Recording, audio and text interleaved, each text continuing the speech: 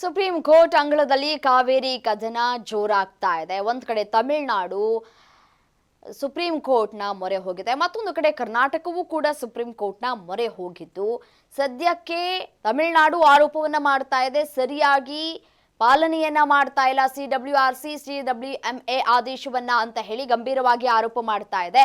ಇದಕ್ಕೆ ಕರ್ನಾಟಕ ಕೂಡ ರಿಯಾಕ್ಟ್ ಮಾಡಿದೆ, ಇಲ್ಲ ನಾವು ಆದೇಶವನ್ನ ಪಾಲನೆ ಮಾಡ್ತಾ ಇದ್ದೀವಿ ಅಂತ ಹೇಳಿ. ಏನಾಗ್ತಾ ಇದೆ ಸುಪ್ರೀಂ ಕೋರ್ಟ್ ನಲ್ಲಿ, ಆ ಕುರಿತ ಬ್ರೇಕಿಂಗ್ ಅಪ್ಡೇಟ್ ನಿಮ್ಮ ಮುಂದೆ.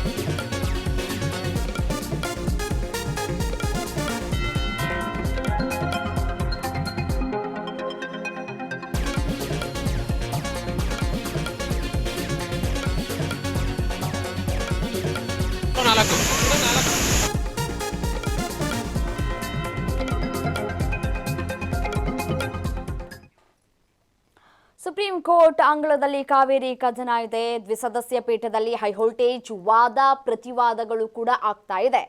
ನೀರನ್ನ ಹರಿಸುವ ಅರ್ಜಿ ಸೋಮವಾರಕ್ಕೆ ಮುಂದೂಡಿಕೆ ಮಾಡಲಾಗಿದೆ. ಅಂದ್ರೆ 1 ವಾರಗಳ ಕಾಲ, ಅಂದ್ರೆ ಆಗಸ್ಟ್ 31ಕ್ಕೆ ವಿಚಾರಣೆಯನ್ನ ಮುಂದೂಡಿಕೆ ಮಾಡಿ ಆದೇಶವನ್ನ ಹೊರಡಿಸಲಾಗಿದೆ. ನೋಡಿ, ತಮಿಳುನಾಡು ಕರ್ನಾಟಕ ವಾದವನ್ನ ಆಲಿಸಿದಂತಹ ಸುಪ್ರೀಂ ಕೋರ್ಟ್ ದುರಾದೃಷ್ಟವಶಾತ್ ಈ ಕರ್ನಾಟಕ ನಮಗೆ ನೀರನ್ನ ಹರಿಸ್ತಾ ಇಲ್ಲ ಅಂತ ಹೇಳ್ತಾ ಇದೆ ತಮಿಳುನಾಡು. ಆದೇಶಗಳನ್ನ ಕರ್ನಾಟಕ ಪಾಲಿಸ್ತಾ ಇಲ್ಲ ಅಂತ ಹೇಳಿ ತಮಿಳುನಾಡು ಸರ್ಕಾರ ವಾದವನ್ನ ಮಂಡಿಸಿದೆ. ನಾವು ನೀರು ಹರಿಸ್ತಾ ಇದ್ದೇವೆ ಅಂತ ಹೇಳಿ ಕರ್ನಾಟಕ ಕೂಡ ಪ್ರಬಲವಾದಂತಹ ವಾದವನ್ನ ಮಂಡಿಸುವಂತಹ ಕೆಲಸವನ್ನ ಮಾಡಿದೆ. ಇದರ ಜೊತೆಗೆ ಸುಪ್ರೀಂ ಕೋರ್ಟ್ ಕೂಡ ಸೂಚನೆಯನ್ನ ಕೂಡ ಹೊರಡಿಸಿದೆ. ಅಂಕಿಅಂಶಗಳ ಜೊತೆಗೆ ಬನ್ನಿ ಅಂತ ಹೇಳಿ ಸೂಚನೆಯನ್ನ ಕೂಡ ಕೊಟ್ಟಿದೆ ಸುಪ್ರೀಂ ಕೋರ್ಟ್. ಸರಿ ನೋಡಿ, ವಾದ ಪ್ರತಿವಾದವನ್ನ ಮಾಡುವಂತಹ ಸಂದರ್ಭದಲ್ಲಿ ಎಷ್ಟು TMC ನೀರನ್ನ ಹರಿಸಿದ್ದಾರೆ, ಇನ್ನು ಎಷ್ಟು TMC ಬಾಕಿ ಇದೆ ಅನ್ನೋದನ್ನ ಸುಪ್ರೀಂ ಕೋರ್ಟ್ಗೆ ಮನವರಿಕೆ ಮಾಡೋದ್ರಲ್ಲಿ ತಮಿಳುನಾಡು ಸರ್ಕಾರ ಮತ್ತೆ ಕರ್ನಾಟಕ ಸರ್ಕಾರ ಎಡವಿರೋದು ಇಲ್ಲಿ ಮೇಲ್ನೋಟಕ್ಕೆ ಕಾಣ ಸಿಗ್ತಾ ಇದೆ. ಯಾಕೆಂದ್ರೆ ಸುಪ್ರೀಂ ಕೋರ್ಟ್ ಕೇಳ್ತಾ ಇದೆ ಅಂಕಿಅಂಶಗಳು ಏನಿದೆ ಅಂತ ಕೇಳಿದಾಗ ಇಬ್ಬರ ಬಳಿಯೂ ಕೂಡ ಅದರ ಬಗ್ಗೆ ಸ್ಪಷ್ಟವಾಗಿ ಮಾಹಿತಿ ಇದ್ದಂತೆ ಕಾಣ ಸಿಗ್ತಾ ಇಲ್ಲ.